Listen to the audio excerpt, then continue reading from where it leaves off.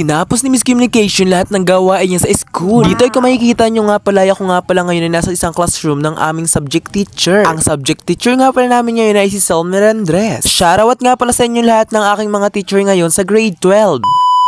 Hello mga ka-communication! For today's video nga pala ay kami nga pala ngayon ay pupunta na ngayon sa susunod naming subject na si Sir Melendres. So ang topic namin dito ay English! English ba yun? Yes. So, ang amin dito ay bawal kami dito mag-Tagalog. Pero pinapayagan naman siya ni Sir. So ngayon ay pupunta na tayo ngayon sa taas at para pumunta sa classroom. Yes, go. So dito nga pala mga ka-Miss Communication ay makita nga pala ako dyan sa may hagdan. Nung makita ko nga pala si Elise at si Terdy nga pala mga ka-Miss Communication ay sabi ko ay mag-shoutout muna sila sa vlog ko. At ang baklang ito nga pala talaga ay nahihiya pa talaga siya. Sabi ko ay kahit anong sabihin mo, go na yan. Perfect naman lahat ng sinasabi mo. So ayun. Kaya mo na. Nga pala kasama ko nga pala si Terdy na pinaka masarap din dito ang bakla sa at kung makikita niya, may kaklase kami dito nag-bangs, di ba?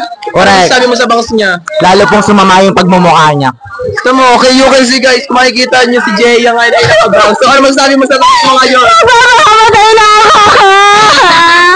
Sobrang sama ng bangs ito mo naman. Kung makikita, putuloy ka sa camera. Ano? Hindi, ayoko na mag-away.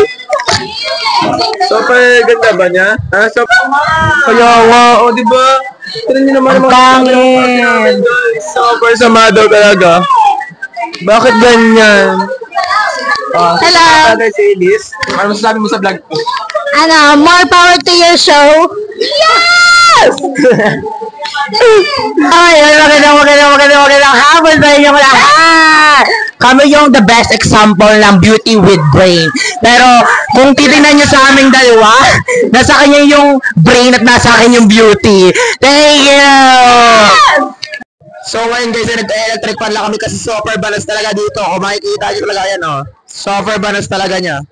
Here, Adrian losing pala.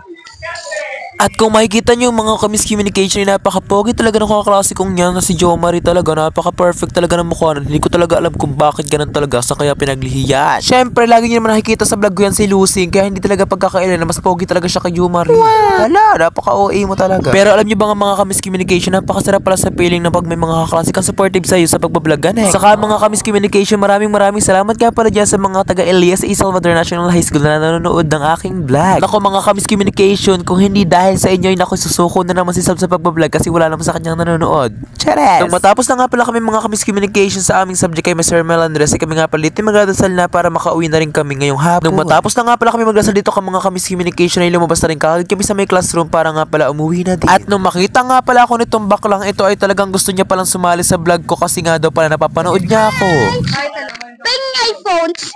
Aba mga ka-Miss Communication, humingi ba naman sa akin ng iPhone? Hindi pa nga ako naka-iPhone pang vlog. Kailangan ko nga rin ng iPhone para sa vlog ko. Syempre hindi magpapahuli dyan ang aking best friend na si Andre Luzi. Just to let it wash away. Tell me did I lace you up? Hanggang dito na lang pala mga ka-Miss Communication. Thank you sa panonood. Bye-bye!